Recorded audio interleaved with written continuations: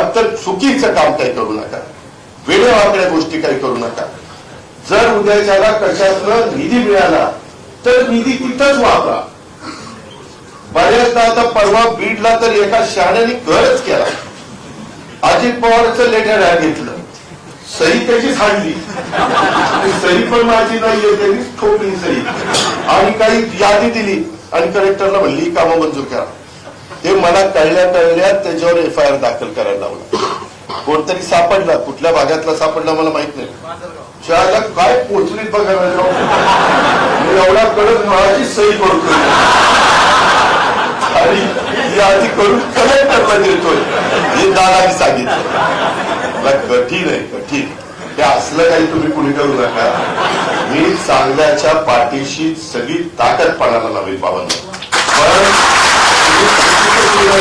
आणि म्हणलं की दादा आता इथं चुकले, एकदा या पदरात घ्या, तर पदर फाटून गेलाय, पदरात काही घेणार नाही आणि धोत्रात पण काही अरे आता धोत्र पण कमी झाले, टोपेही कमी झाले. परंतु तुमच्याबद्दल आम्हाला आदर आहे, आम्हाला अभिमान आहे. पागोटेवाले तर कधीतरी एखादी दिसते, आपण पण येत, आपल्याबद्दल पण आम्हाला आदर आहे. रामकृष्ण हरी.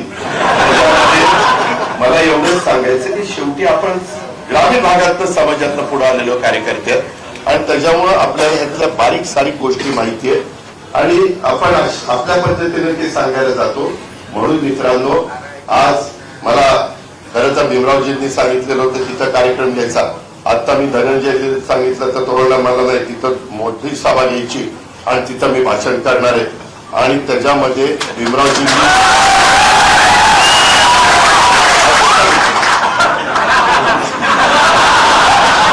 तर भीमरावजींनी म्हणजे आता इथंच येतो कारण वेळ पण कमी. आता साहेबांना मंत्रीपद द्या. कुठल्या साहेबांना? त्याच्यामध्ये या सगळ्या गोष्टी करत असताना माझी एवढीच विनंती आपल्याला सगळ्यांना, आपण चांगल्याच्या पाठीशी ताकद उभी करण्याचं काम करू.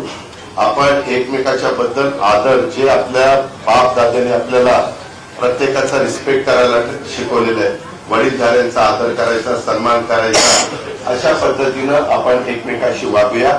आया बहिणीशी देखील त्यांचा मान सन्मान अशा पद्धतीनं ठेवला पाहिजे. तिथंही एक चांगलं वातावरण, कायदा सुव्यवस्था बिघडणार नाही अशा प्रकारचा प्रयत्न माझा चोपडा, जळगाव, बीड, जालना, वाशिम, पालघर या सगळ्या महाराष्ट्रातल्या सगळ्या भागातल्या माझ्या सहकारी मित्रांनी केला पाहिजे, आमच्या मान्यवरांनी केला पाहिजे. अशा प्रकारची मी आपल्याला सगळ्यांना विनंती करतो. आणि एकंदरीतच हे सगळं काम करत असताना आमच्या भीमराव धोंडे साहेबांची शिक्षण संस्था देखील अतिशय चांगल्या प्रकारे त्यांनी चालवलेली आहे. त्याच्यामध्ये त्यांनी तसं बघितलं तर 78ला राजकारणामध्ये प्रवेश केला. पहिल्यांदा ते विधानसभा निवडणुकीमध्ये त्यांना अपयश आलं, पण 80 मध्ये त्यांनी तुमच्या आष्टी विधानसभा मतदारसंघातून अपक्ष निवडून आले आणि मग त्यांनी काही मागं वळून बघितलं नाही.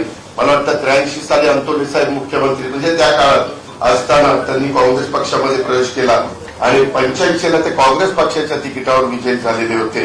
2002-3 मध्ये आपल्या आष्टी तालुक्यातल्या जमिनीचं भूसंपादन लष्कराच्या काही कामाकरता मोठ्या प्रमाणात करण्यात येणार होतं, ते होऊ नये म्हणून त्यांनी आष्टी ते दिल्ली असा 1400 किलोमीटरची पाणी मोर्चा काढला आणि त्याच्यामध्ये त्या काळामध्ये मला वाटतं 2000 नागरिक जवळपास सहभागी झालेले होते.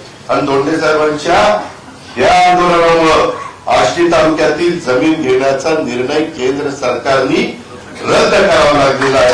अशा पद्धतीनं एखादी गोष्ट आमच्या भीमराव धोंडे साहेबांनी मनामध्ये घेतली तर ती कडेला द्यायची, तिचा पूर्णपणे त्याच्यातनं रिझल्ट घ्यायचा, अशा पद्धतीनं त्यांचं त्या ठिकाणी काम आहे. त्यांनी एकंदरीतच मला वाटतं 83 साली त्यांनी पहिली शिक्षण संस्था काढली आणि आता त्याचा वटवृक्ष झालेला आहे. त्यांची शाळा आणि महाविद्यालय जवळपास 100 युनिट आहेत अंदाजे आणि त्या युनिटमध्ये 5000 कर्मचारी त्यांचं काम करतात. विचार करा, 5000 कर्मचारी काम करतात म्हणजे किती मुलं मुली शिकत असतील, किती शिकतात हो? 40,000 मुलं मुली